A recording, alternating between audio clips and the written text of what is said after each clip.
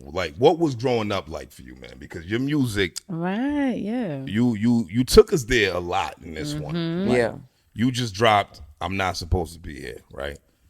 Yeah. Definitely my favorite project by you, hands down, Thank bro. I think, in my opinion, it's your best body of work ever. Do you feel that way?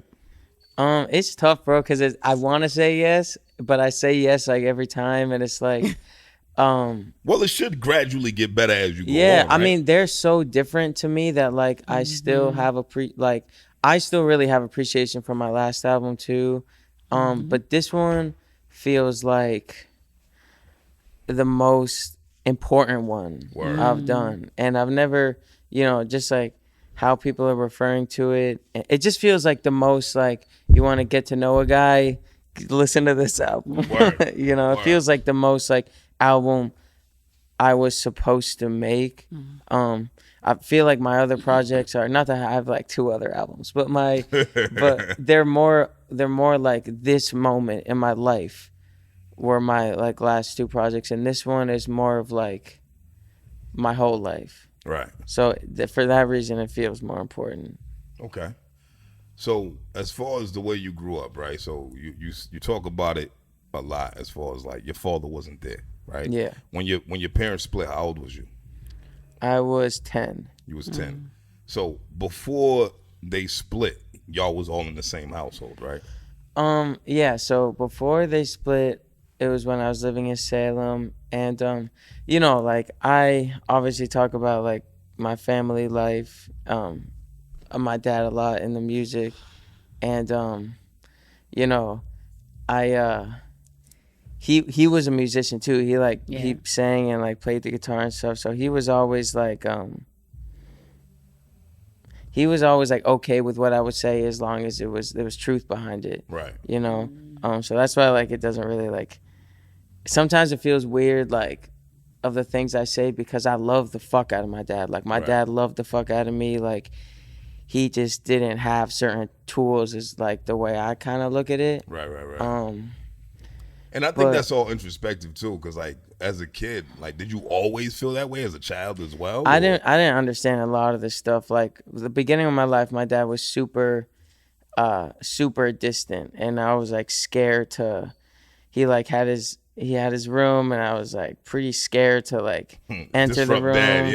Yeah. He's just an angry guy, and be like, Dad, and he'd be like, what? Like, literally wasn't it wasn't ideal. Like, never mind. Yeah, never mind. I'm just hungry, but whatever. I'll die. Doesn't matter. Yeah, it wasn't ideal, but basically that was like the beginning of my life, and then I just started acting up crazy, like getting into a lot of trouble in school and just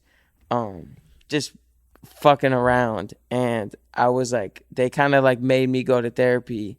And the therapist, I guess, I didn't know this in the moment, but the therapist was like, yeah, it's like, your dad isn't there. So he kind of lit a fire under my dad to be like, you're kind of fucking up your son here. And my dad had kind of like a fucked up upbringing too. So that made him like want to step up more. And there was like a year of like, we would do shit together. We would like, like go out to dinner, and like we went to like New York a couple times, and it was like sick for a minute. Right. And then my parents split, and then my dad moved out, and then it just was like he just like couldn't. It was tough to see him like it was sad to see like how he would live. So I just like stopped, and he it was kind of on me to like make the plans, and then once I stopped making the plans, they just like kind of fell through. And then I by the time I was 14, I was fully engaged in music, and then I wasn't making time.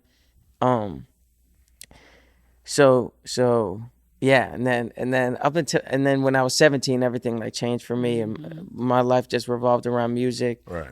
He was living in like a different apartment, so I say all this stuff in my music because it is real, and it is like why I think I am who I am today.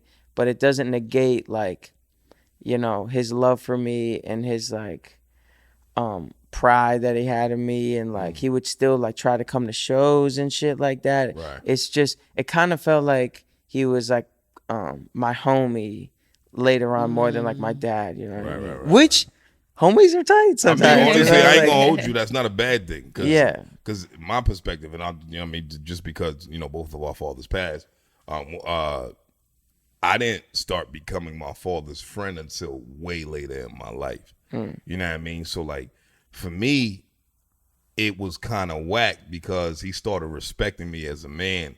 Then he got sick and then he passed. Right.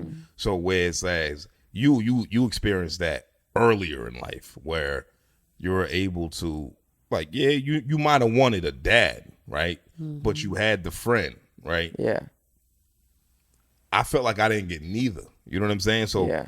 shit, you're doing better than me. Like, you know what I mean? The way I'm looking at it. Like, It's not like, competition. It's brother. not. It's not. But what I'm saying is that be grateful for the experience that you had with him. For and I'm sure. grateful for my experience with my father, of Yeah. course. You know what I mean? Like, because my father, towards the end of his life, he allowed me to, you know, handle his finances. Like, you know what I mean? Like, he was just more like, yo, look, you know, move this around, move that around, whatever, blah, blah, blah.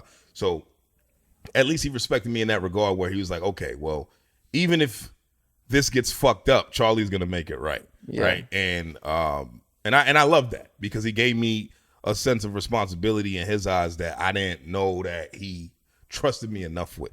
Yeah. You know what I'm saying? So it sucks when you lose a parent, when you feel like you need them at that moment. Yeah. You know what I'm saying? And I felt like I got shortchanged, but that's life, right? Yeah. And you gotta just move with it and experience and appreciate the experiences that you did have. Yeah, and it does teach you like I just be trying to have my mom around as much as possible. Like it just does teach you. I just like never thought I would be the kid with the with the dead parent early on, like, you know, and then you know, it obviously you do feel shortchanged, and like I did feel like right at the end there, bro, what annoys me is like right at the end was like I saw him a little bit before like my last album came out, and I was like, he was like living with this girl at the time, and I'm like, I'm gonna start like putting in more effort to like see him and go over and like and this girl woman I should say it wasn't a girl, it was a woman, was like, you know, helped get him like some of his shit together. So I really like the last time I saw him, I like made this conscious like note of like I'm about to like change things between us, like I'm about to, you know, see him more, and then the shit just came out of nowhere, and that's life. And you know, I really don't hold like any. If anything, I hold it's like guilt that I didn't try harder, but it's but bro, like my dad gave me music. Like if it wasn't for my dad, like you know, he gave me the biggest gift I have. Like so, shit. I mean, I still feel like I'm on the winning end of things. You know. Shout out to your dad, man. For real, man. Rest in peace to him. What was his name? Sam. Sam. Yeah. Shout out to Sam, man. Rest Shout in out to peace to Sam. him, man. For real.